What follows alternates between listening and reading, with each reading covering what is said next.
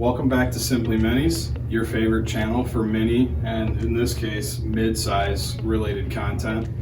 We got a cool video for you guys today. We're going to do a walkthrough of my personal CRF100 build. I spent a lot of hours figuring out different ways to make modifications for this that aren't available, and a lot of people ask whenever I post a picture of this bike a lot of questions about what these modifications are and how they were done. So we figured it'd just be easier to do a little walkthrough with you guys, and we're going to try and explain everything the best we can as to how we achieved building this bike. So let's get at it. Alright, so we're going to start in the front of this bike. We're going to start at the forks and we're going to work our way back. In the front here we have CR85 forks. If I remember correctly, I think these are 2004 CR85 forks. They're applied racing CR85 clamps. The forks were shortened 2.5 inches. Inside of them there is gator rims. They make a spring for it that's shortened 2.5 inches, and it is 0.50 kilogram rating, which is a pretty good rating. I'm not going to get into the specifics of what's inside the forks. That's probably for another video. So this is a dual piston caliper by Ride Engineering. It's a billet caliper. It's a caliper upgrade they sell for supermoto and motocross. The rotor comes from them as well. This is a CR80 wheel set. So this is a CR80 front wheel, and I obviously modified the wheel size on this bike so it's 17-14 instead of the stock sizes. I like the wheels a little bit smaller. It gives it more of like that pit bikey-ish mod play bike feeling, in my opinion. I think the stock tires are just too big. It also kind of choppers the bike a little bit more than I like. The front fender on this bike is a CRF100 front fender.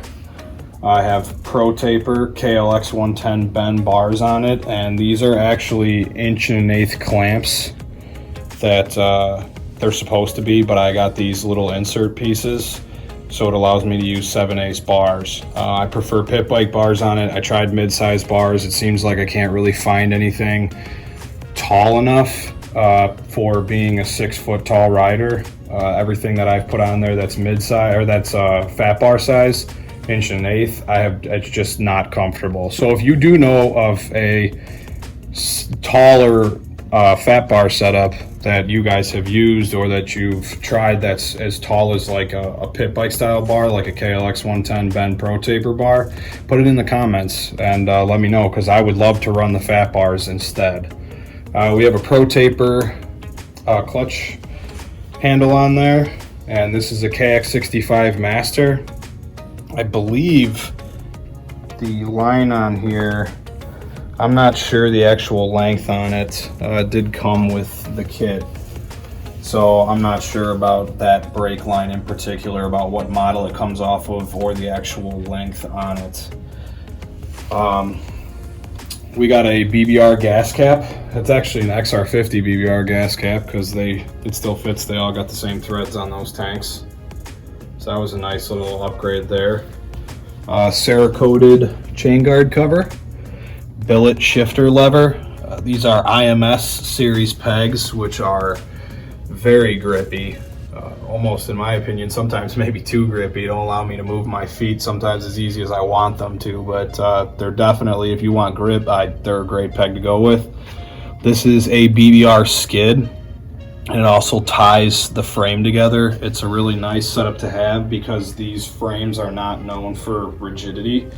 They're known for being a little bit flexy, and they're pretty easy to bend if you start going big on them. So they sell this particular skid to strengthen everything so that they're a little bit more rigid for going big on them and not bending the frame in half. It does have a BBR 120 kit in it, 120cc big bore kit, Cerakoted valve cover. That turned out really nice. A lot of people ask about the graphics. These graphics, you can buy this graphics kit, on eBay, pretty much almost anywhere. Or there's a guy named Brandon Cummings on the Planet Minis 2.0 forum on Facebook that will pretty much do anything you want, custom graphics. He owns a company. The company is called Evolution Graphics. So if you need anything pit bike related or mid-size related, he's a great guy to talk to and use. He'll definitely walk through everything you want and allow you the time and give you the time to make a set of custom graphics. The next thing we have on here is we have the BBR billet swinger setup, which comes with a Elka shock. It's a resi shock. Comes with the chain guide back there, the BBR chain guide, which is really fatty and nice. They updated their design on that, which in my opinion, I think looks fantastic. All their new chain guides look great. I mounted the resi on the frame. When you have a stock airbox, you cannot do that. When I had the stock airbox, I actually built a bracket off of this bolt here that had a rod coming off of it that allowed you to mount that resi right here. But since I got rid of the airbox and I went with a VM26 carb, I was able to have more space here, which in my opinion is great to not have the stock airbox in the way. It definitely opens up the frame back there and gives you kind of some room to work instead of having an airbox crammed in there. This is temporary. This mud flap right here, I just put that on there to try and control some of the dirt for the carb setup that I put on there so I can do some testing. There actually is a mud guard cover that they sell on T-Bolt along with their VM26 kit that gives you a whole mud guard back here, and it covers the shock and doesn't allow any dirt to fling up into the air filter on the carb. So I am going to invest in that. I didn't originally. I thought maybe I could make something for it, and I would just rather have something that looks nice, so I'm gonna buy that kit that goes in there. The other thing I liked is the chain guard on this swing arm. The slider is very beefy. It's really well done. They even put a guard on the frame, so the chain cannot touch the frame here, which is really nice. They definitely thought this through to protect everything from the chain. They even put a little ear here so the chain can't slap the inside of the frame. So I thought that was something really nice that they did. They definitely thought that through on that process of R&D of not allowing the chain to beat the bike up at all. So the rear wheel is a CR80 wheel, and it has a Vortex sprocket on it, and this is a 420 chain. It is not a 428 chain, which is what comes factory with the XR100. The problem I was running into is with the CR80 wheel, they don't really make any 428 sprockets for CR80 wheels. And if they do, some of them make conversion sprockets, but they are too tall. So I originally started with a 15-2 sprocket up here, which this is actually an XR80 sprocket because those are a 420 chain and they fit the spline on the XR100 engine. So 15 tooth XR80 sprocket up there, and I originally started with a 49 tooth Vortex sprocket in the rear, and that was the gearing was too short on it, so it was definitely needed to go smaller on the rear sprocket size. So I put it down to a 42, and I think that that's a little bit closer to what feels good if you do this conversion. The 1542 feels pretty good. I could probably even go 1540. The problem is getting out of corners with the 120 kit. It doesn't have I wouldn't say it's not a ripper. It's definitely torquey and it's got some power, but as you go more down in the gearing, it gets harder to ride the clutch in the corners and to get it to really rip out of the corners. So the taller gearing, when I started with the 49, it actually felt really good out of the corners. The 42 is, I gave up a little bit coming out of corners, but it definitely feels better overall. You're able to use a little bit more of the gears. So we're gonna flip this bike around. We'll go to the other side. Most of the questions that I received were about the rear brakes, so we're definitely getting into that and how I did that and what I used to make it work. All right, so the most modification that was done to make this rear disc brake is in how the caliper is mounted. So if you look closely, there's a bracket here and there's a bracket attached to that bracket. Now the billet bracket is actually a DMC Motorsports KX65 adapter bracket for a KLX 110. So this bracket on a KLX 110 mounts a KX65 caliper for you so that you can run KX65 brakes and wheels on a KLX 110. So I basically took that bracket, I milled the outside of it to make it skinnier, and then I took the stock bracket because the rotor for KX65 is 180 millimeters. The rotor on a CR80 wheel is 190 millimeters. So in circumference, I had to go up 5 millimeters for it to clear the caliper. So the way that I did that was I took the original KX65 caliper mounting bracket. So this is what normally mounts it to just a stock KX65, this steel bracket here. And I added a ear to the bottom of this, and I re-drilled the hole and I tapped it so that I could move the mount up 5 millimeters. So that way the top of this rotor clears the inside of this caliper here. So that was how I mounted the rear caliper. That was probably one of the more involved areas of getting the KX65 brakes to fit on here, which feel great, by the way. Definitely going to upgrade the rotor. I just didn't want to. I got this is a cheap eBay rotor that I got just so I can make sure all this works together. So I'd like to put a gaffer rotor on it or whatever to match the front wave rotor a little bit better. But the rear brake line still needs to be upgraded, but this is a factory KX65 rear brake line and it worked. So for now we're just using that. I'll get one of the fancy ones eventually. This is a eBay special YZ250F, I believe it is, or YZ450. If you type that in on eBay, you'll get a master cylinder that looks similar to this, or you just got to find one that's like this.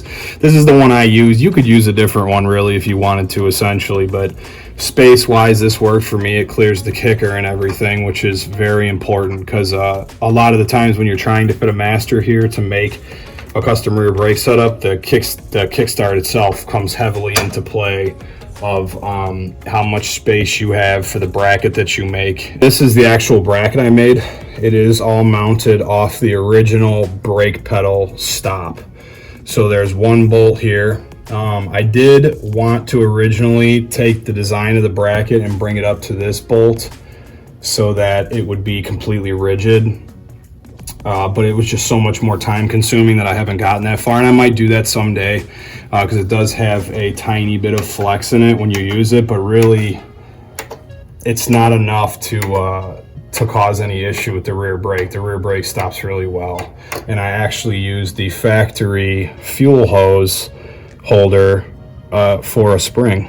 So I just drilled a hole in the original brake pedal and I put a spring between here and there, and that's what brings the pedal back. To make the brake pedal work, I took the factory brake pedal off. I cut the tab off, as you can see. So I cut the tab off, I repositioned it, and I re-welded it on. I haven't repainted this setup yet or painted any of the brackets because I'm finally at the point where I'm calling them good and finalized and I can use them and paint them. But that allows you to see that I definitely shaved this ear off from right here because it was up before to pull the rod from the rear drum brakes, and I just shifted it down to basically where I mounted this master up onto this pedal so that I could see where I wanted the pedal to sit and where I'd want this to bolt into the bracket, because obviously you only have so much adjustment here. So when you run out of adjustment, if the pedal's sitting up here, that's not going to be good. So if you do something like this, you definitely want to have everything together when you start figuring out how you want to make your plate here to hold the master cylinder itself. It works really well. I'm super happy with it. As you can see, it was done pretty minimalistically. The only thing I really have in this, other than small pieces of metal, is the DMC rear billet bracket kit for KX65 conversion for KLX 110. I can put a link to some of the parts that I use, like the master cylinder and the bracket for the rear And the KX65 calipers, these are just OEM KX65 caliper, wherever you can find that, cheapest on eBay. Buy one brand new. I'm pretty sure they still sell them brand new. You could probably get away with using a KX65 master cylinder if you have a brake kit on hand.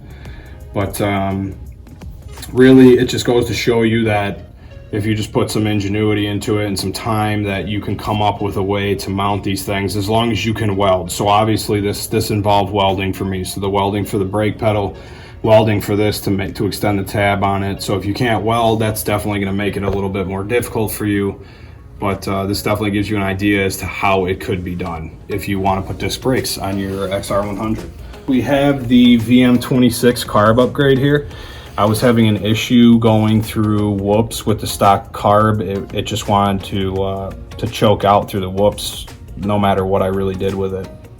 So I wanted to try the VM26 carb upgrade. The VM26 is a great carb.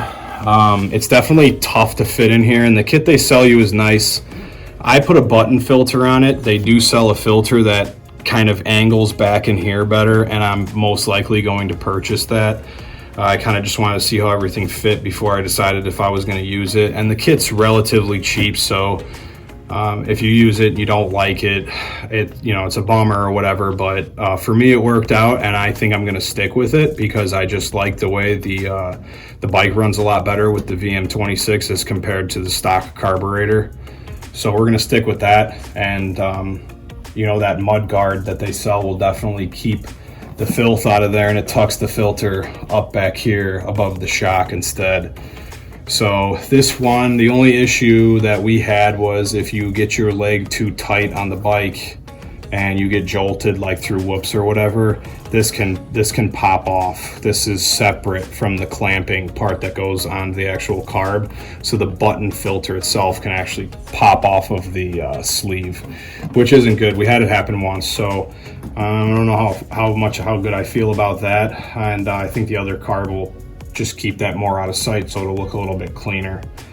But that is how I got this XR100 to this point. This is a big gun exhaust. Some people don't like big guns. It actually sounds really good, and the red tip looks really nice on there. So I think that turned out great. It feels really good. The bike rides really well, and I'm just overall happy with the look, the feel, the vintageness of it. It's definitely been a really cool bike to have. So if you're thinking about building an XR100, I'd say go for it. It's definitely a super fun play bike. The only issue for me with XR100s is that if you are looking to race mid-size class, unless you spend some serious coin for some double overhead cam stuff, they really don't compete with the power level of the KLX 140s. But they definitely do look a lot better. And if you're a Honda fan, there's just nothing like a good old XR100 play bike. So thanks for tuning in to Simply Minis. We're gonna keep these episodes coming. Hopefully you enjoyed this one. If you did, hit the like and subscribe if you haven't. That really helps us out, and it doesn't take a ton of effort. So we'll see you next time.